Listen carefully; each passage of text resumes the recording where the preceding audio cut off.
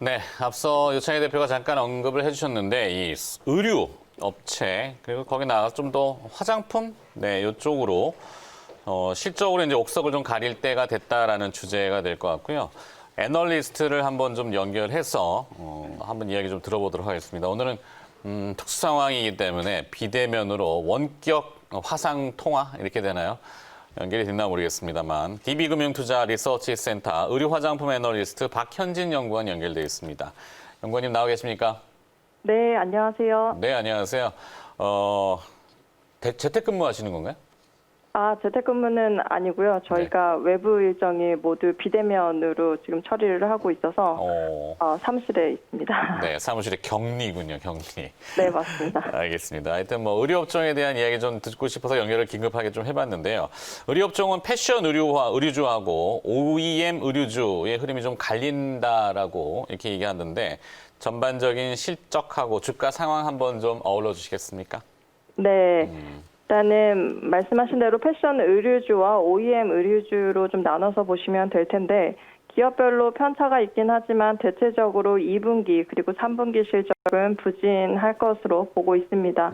일단 2분기 실적은 대체적으로 모두 다 이제 확인이 된 상태인데 지금 보시면은 패션 브랜드사의 경우에는 오프라인 채널 트래픽이 하락함에 따른 부정적 영향이 상당히 컸다라고 정리를 하고 있고요.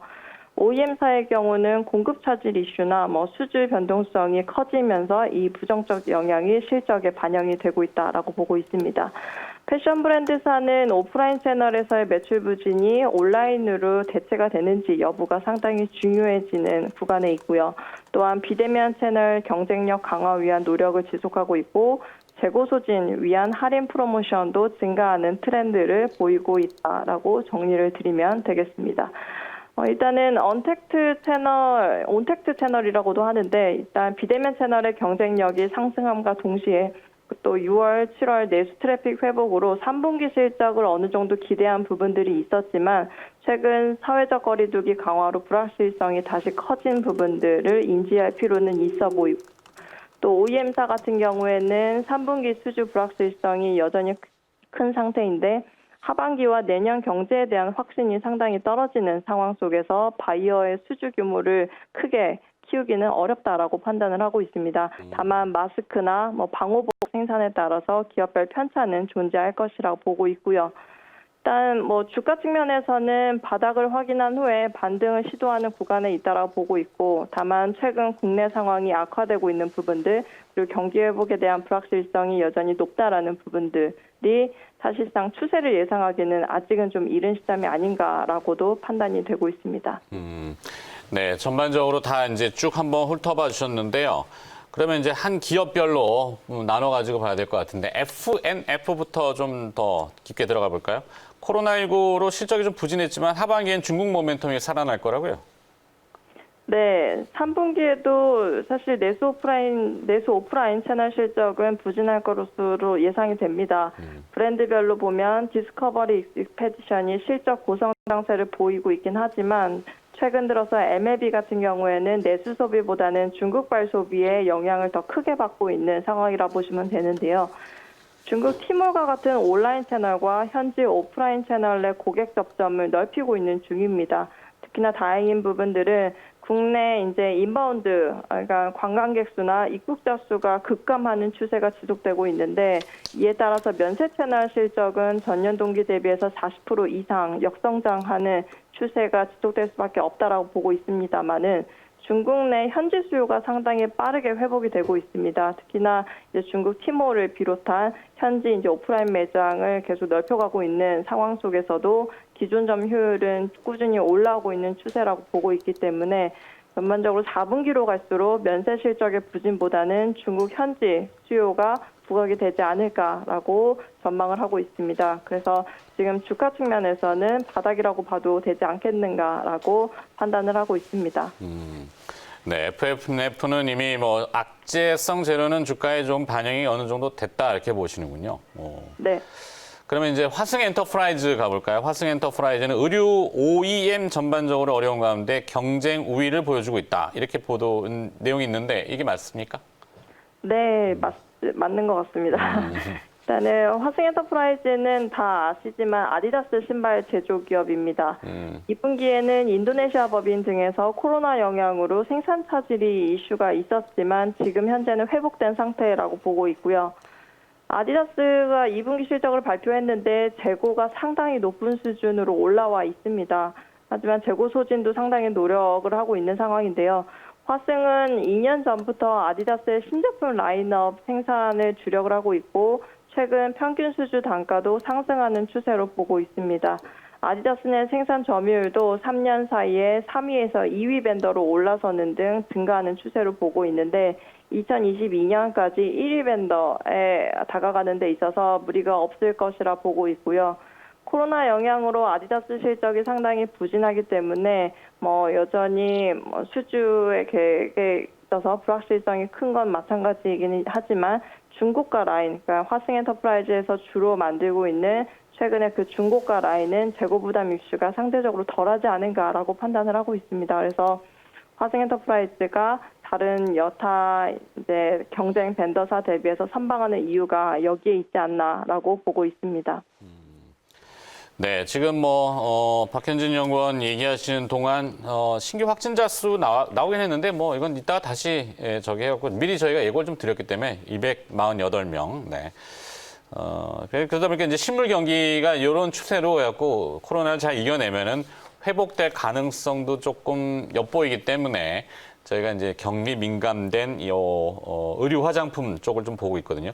화장품 쪽도 한번 볼까요? 화장품 쪽은 시진핑 주석의 방한 등 중국향 기대감이 아직도 살아있는 것 같은데 업종 전망은 좀 어떤지요? 네, 중국과의 관계 회복 기대감으로 생활용품 그리고 화장품 기업들의 주가가 최근 들어서 반등하는 국면에 있었습니다. 하지만 결국 관광객이 들어오기 위해선 코로나19 위기 극복이 우선되어야 함을 다시 좀 인지하는 분위기가 분명히 있다라고 보고 있고요. 중국 현지에서의 수요 회복은 그래도 조금 더 일찍 좀 기대를 해볼 수 있을 것이라고 판단을 하고 있습니다. 중국에서의 모멘텀이 기대되는 기업 위주로 그래서 선택과 집중을 할 필요가 있어 보이는데요. 예를 들면 코스맥스와 같은 기업이 좀 대표적일 거라고 판단을 하고 있고 이 외에도 LG생활건강이나 아모레퍼시픽 등 대형사 위주로 조금 더 중요도를 두시는 게 맞을 것 같습니다. 자, 그럼 대형사 중에서 LG생활건강 또 가볼까요? LG생활건강은 8월 들어서 주가가 꽤 제법 움직였습니다. 그러면 여전히 저평가 구간인지 밸류에이션을 지금 현재 단계에서 측정해 본다면요. 네, LG생활건강은 사실상 위기에 강한 기업이라는 이미지가 상당히 있습니다. 안정성장주로서 매력이 높다라고들 많이 얘기들 하시는데요.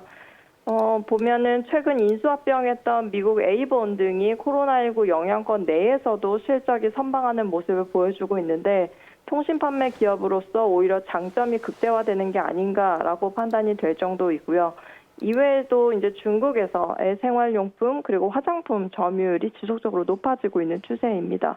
그리고 국내에서는 럭셔리 브랜드 위주의 성장 전략이 지속되고 있고 음료도 코카콜라의 채널별 믹스 개선이 이익률 개선으로 이어지는 추세라고 보시면 됩니다.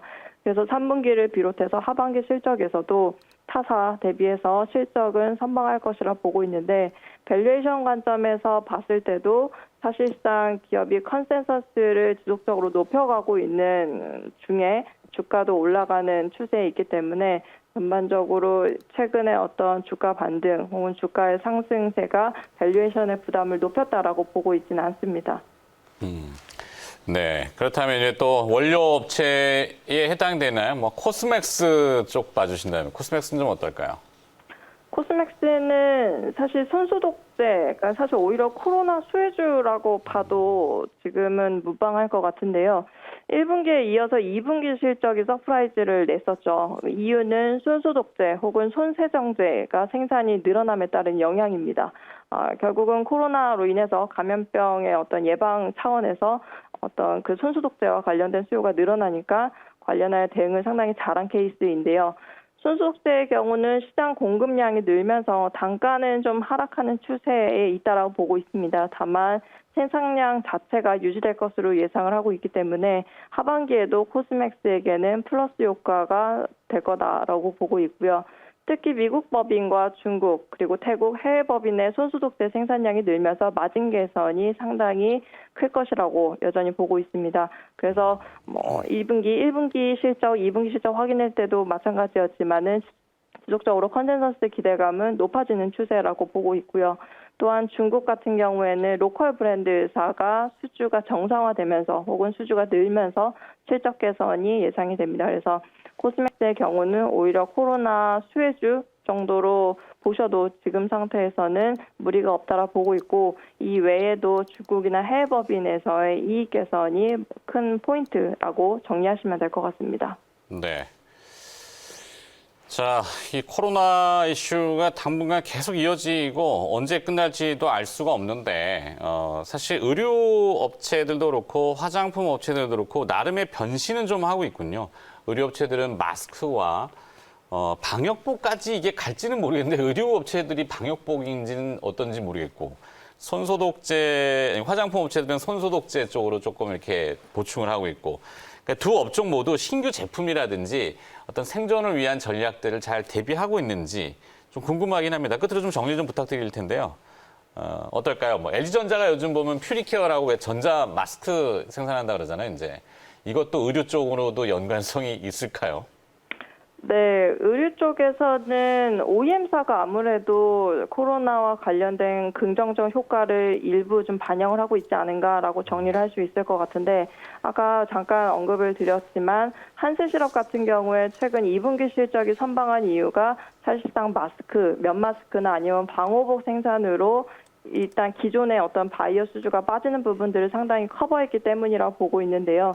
3분기, 4분기로 갈수록 여전히 방호복이나 마스크의 수요, 시장 수요는 꾸준할 거라 보고 있기 때문에 관련하여 기존의 어떤 매출이 빠지는 부분을 커버할 수 있는 역량 자체는 상당히 2분기에 보여줬던 기업들이 3분기에도 그러한 역량을 꾸준히 보여줄 거라고 예상을 하고 있습니다. 그리고 화장품 쪽에서는 아까 퓨리케어 말씀하셨지만은 LG생활건강이 마스크를 또 판매 생산하고 있거든요. 그래서 이와 관련된 수혜를 예상해 볼 수 있지 않을까 좀 일부 좀 생각을 해볼 수 있을 것 같고 이 외에 아까 언급드렸던 코스맥스 같은 경우에도 코로나와 관련된 손소독제 같은 수요 생산 부족하고 있기 때문에 이와 관련된 플러스 효과를 하반기에도 기대해 볼 수 있지 않을까 정리를 해드리겠습니다. 네, 코로나 때문에 또 상황이 그렇습니다만 또 오늘 화상 연결에 응해 주셔서 너무 고맙고요. 자세히 또 이야기 들려주신 박현진 DB금융투자 리서치센터 의료화장품 애널리스트였습니다. 고맙습니다.